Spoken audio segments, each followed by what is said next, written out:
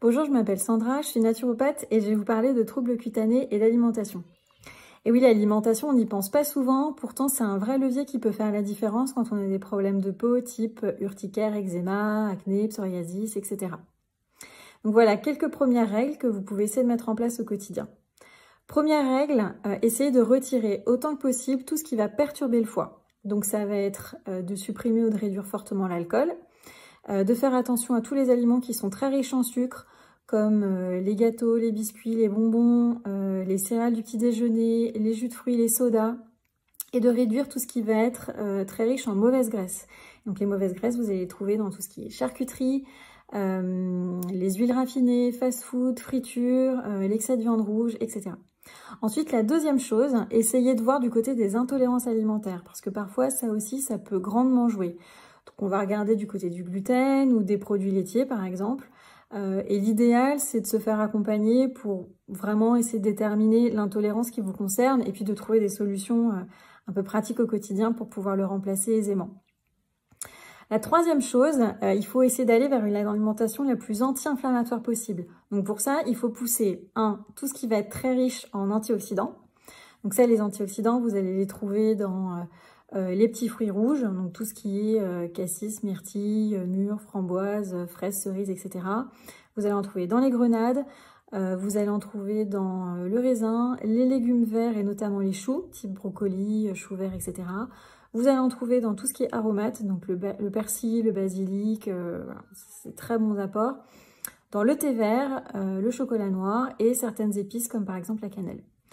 Et puis, pour une alimentation anti-inflammatoire, il faut surtout pousser tout ce qui va être riche en oméga 3.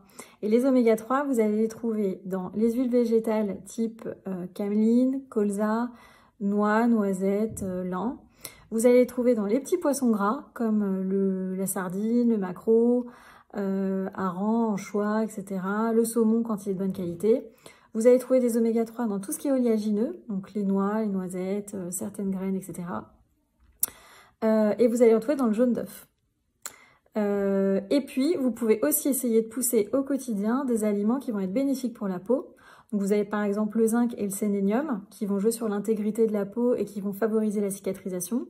Donc, le zinc, vous pouvez le trouver dans les fruits de mer et notamment les huîtres. Et le sélénium, vous pouvez par exemple aller vers les noix du Brésil, en sachant qu'une ou deux noix du Brésil par jour, ça vous permet d'avoir votre quota. Vous pouvez aussi miser sur les aliments qui vont être riches en bêta-carotène, précurseur de la vitamine A, qui va favoriser le renouvellement cellulaire. Donc là, il faut aller vers les fruits et légumes qui sont plutôt de couleur orange-rouge. Et par exemple, l'idéal, c'est un jus de carotte.